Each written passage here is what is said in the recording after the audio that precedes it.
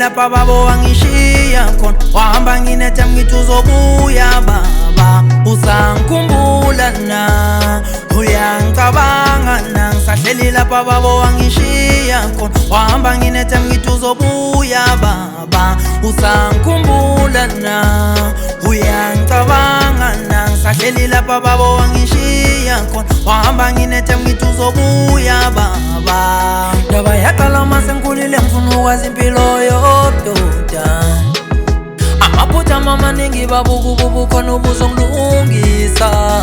Wawungeke duze kwami kwangiphoqa ukuthi ngifunde ngendlela, izenzo zakho zenkalisa zingenza baba ngithandabuze ubudoda bakho.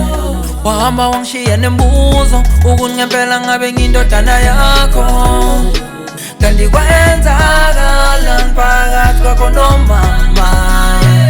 Baba sengikhulile kwena bengidinga isifundo, njengobaba wami ngifisa ukwazi ukuthi kalani phakathi kwakho nomama. Baba usangikhumbula na, uyangicabanga na, ngisahleli lapha babo wangishiya khona, wahamba nginetha ngithi uzobuya baba. Usangikhumbula na, uyangicabanga na, ngisahleli lapha babo wangishiya khona, wahamba nginetha ngithi uzobuya baba. Usangikhumbula na, uyangicabanga na, ngisahleli lapha babo wangishiya khona, wahamba nginetha ngithi uzobuya baba.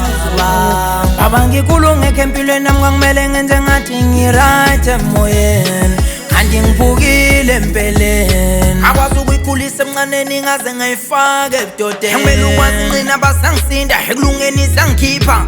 Gcina sewucaca ukuthi mina emhlabeni ngishuthi sengiduka ngokuphelele, awungifundisanga lutho. Thina baba ngempela esikoleni na, wasilahla sibancane singelacala, mangudade wethekala ngangiphuka emoyeni. Kodwa-ke nawe baba usukwazile ukuthula iminyaka emingaka, azi lo mhlaba ukuthi siphila kanjani, akuthiwa ngikhuluma iqiniso wawena usibulile emoyeni. Baba usangikhumbula na, uyangicabanga na, ngisahleli lapha babo wangishiya khona, wahamba nginetha ngithi uzobuya baba. Usangikhumbula na, uyangicabanga na, ngisahleli lapha babo wangishiya khona, wahamba nginetha ngithi uzobuya baba.